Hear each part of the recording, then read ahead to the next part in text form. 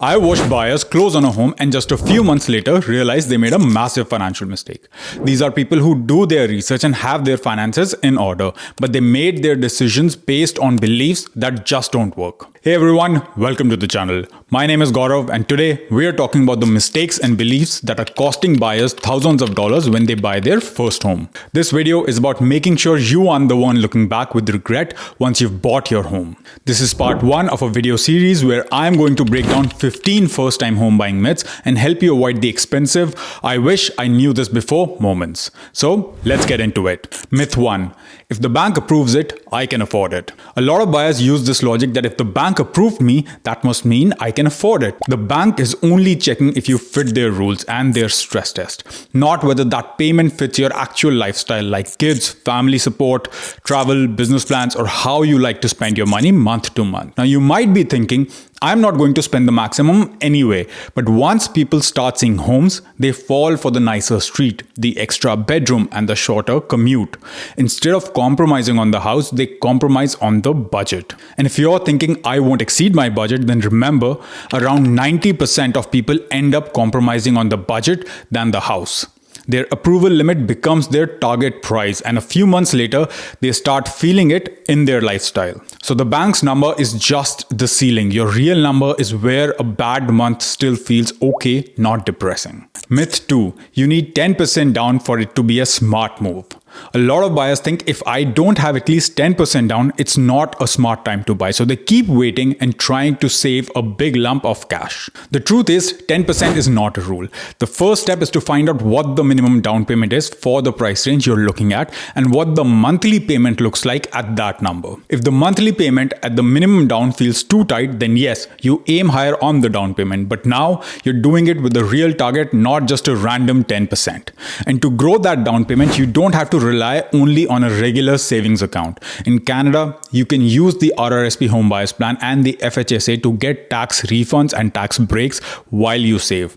Then you can pull that money out for your first home. If you use both, then it's realistic to add $10,000 to $15,000 to your down payment without changing anything else other than where you are saving your money. This is real money through real tax savings. No change in income or work is required here.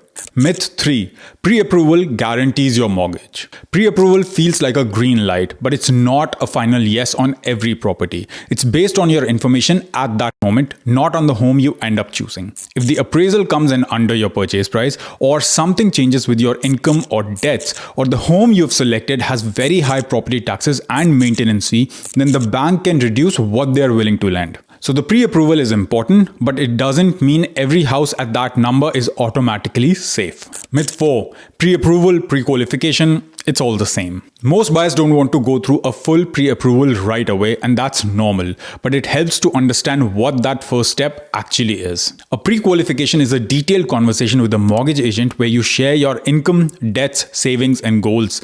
They run the numbers and tell you roughly what price range and monthly payment makes sense for you. There's usually no credit hit at this stage, and it's meant to give you a clarity and a starting budget. A pre-approval adds one more step where the lender actually pulls your credit and reviews documents in detail. That can mean a credit check, but it gives you a written number and relatively more certainty. Myth 5. Spring is the best time to buy.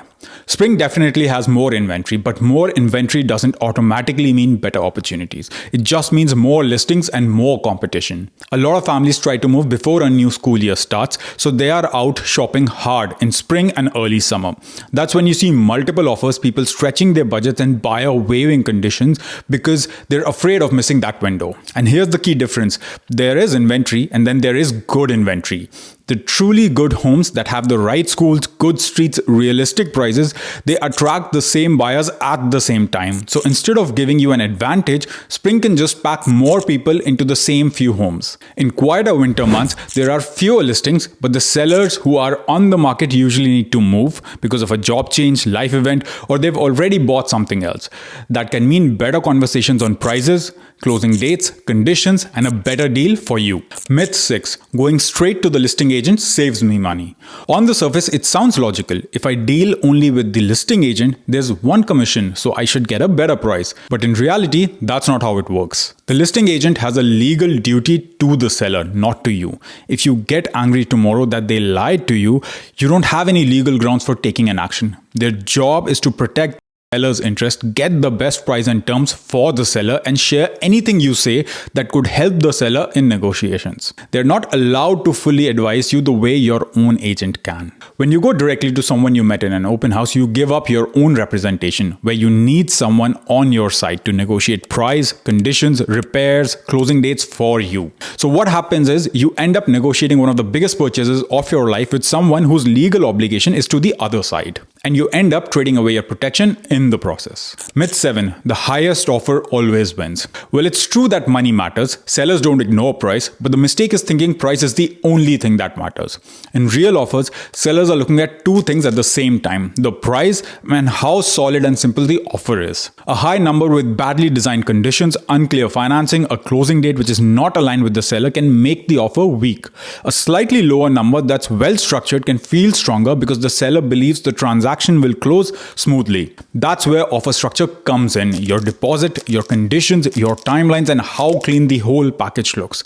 The goal is to not ignore price, but to provide a more reasonable number with a well-built offer. If you want to go deeper into how to build that kind of offer, there's a video linked in the description where I break down how to structure a strong, clean offer step by step. If you watched this far, you're already doing more homework than most first-time buyers do. In the next video, we'll get into inspections, new builds, hidden costs, the perfect home idea, and a few things that usually show up after you move in. I'll link part 2 in the description once it's released. If you're watching this later, you can also just search for part 2 on my channel. If you want help going through your numbers before you start looking at home, there's a link below in the description to book a call with me. And if you want to follow this full series step by step, then make sure you subscribe so you actually see the next videos when you need them. Thanks for watching, and I'll see you in the next one.